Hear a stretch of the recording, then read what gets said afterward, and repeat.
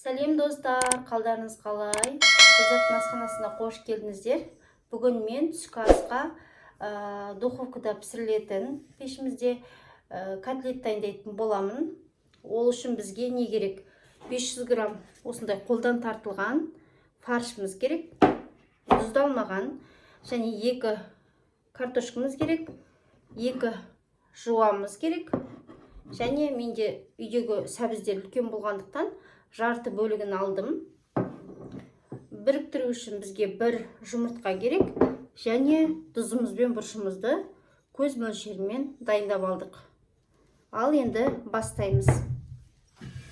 Ең бірінші картошкамызды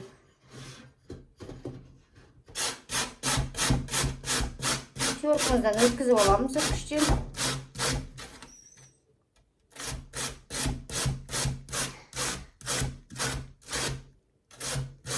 Осылай барлығын ұсақтап өткізіп, фаршымыздың бетіне салатын боламыз. Менің каналыма тіркеліп, лайк басып, комментарий жазып, қолдап отыруды ұмытпаңыздар. Міндетті түрде жаңа рецептермен бөлісіп тұрамын.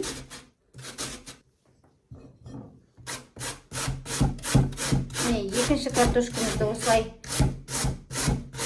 теркадан өткізіп аламыз. Менің қыздарым котлетті жақсы көреді. Сол себепті бүгін түскі асқа дайындап жатырмын.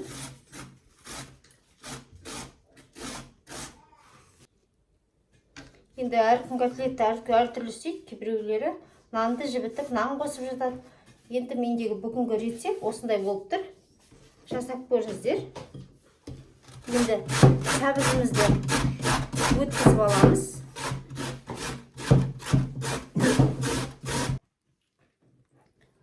Міне біз барлық сәбізімізді осылай ұсақтап өткізіп алдық.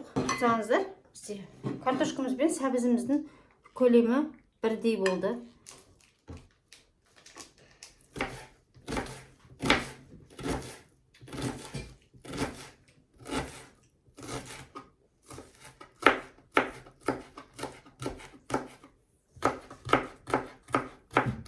Екі жуамызды да осылай ұсақтап турап аламыз.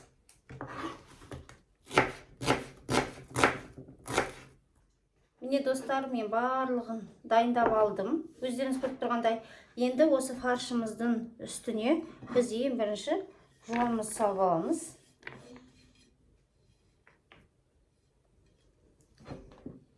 Екінші картошкамызды салып аламыз. Үшінші сәбізімізді салып аламыз. Дайындап алған бұрышымыз бен тұзымызды салып аламыз. Және 1 жұмыртқамыз саламыз. Ал енді барлығын араластырамыз.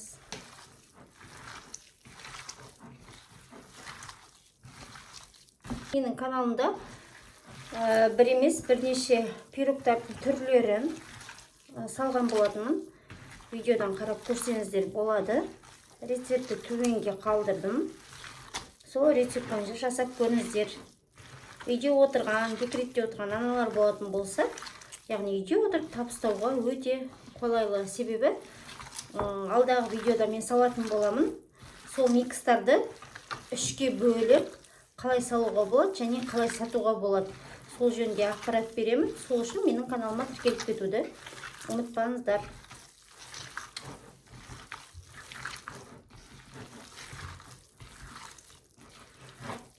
Міне барлығын араластырып алдық. Міне бізде котлетіміз дайын болды. Енді қазір орналастырып табамызға салатын боламыз. Котлетімді жасап жатырмын. Осылай табамызға пергаментте қағазымызды салып алып, осындай көлемде жасап шығып орналастырдым.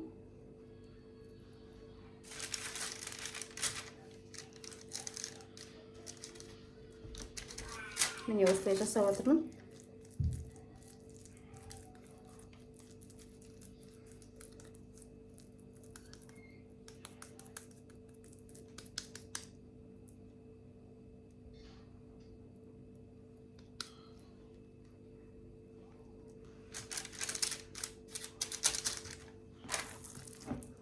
Сіздерге де жасап көруге кеңес беремін.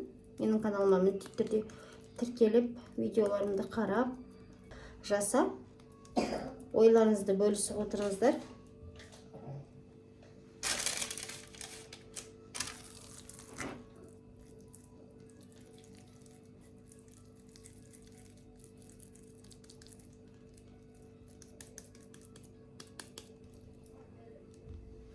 Қазір жасап болып қалдық дегенде пешімізді қыздырып қоямыз.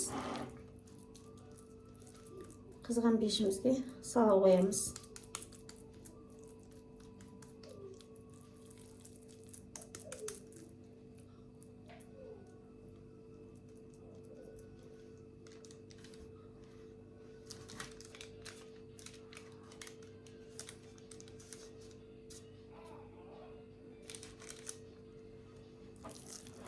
Міне мен барлық котлетті жасап шықтым.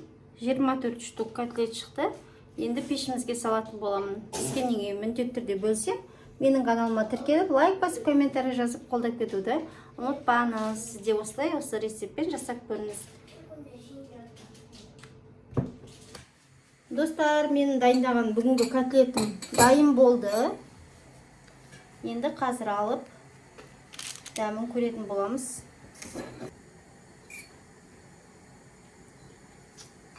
Жып-жұмсақ, әдемі болып піскен.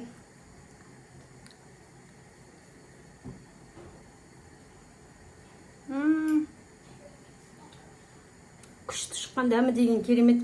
Сіздер де жасап көріңіздер. Менің каналыма тіркеліп, лайк басып, комментарий жазып, қолдап кетуді ұмытпаңыздар. Міндетті түрде мендегі рецепттерді пайдалануды ұмытпаңыздар. Мен сіздермен біргемін. Сау болыңыздар. Гүлзаттың асханасында күнделікті дәмді осындай әдемі астар.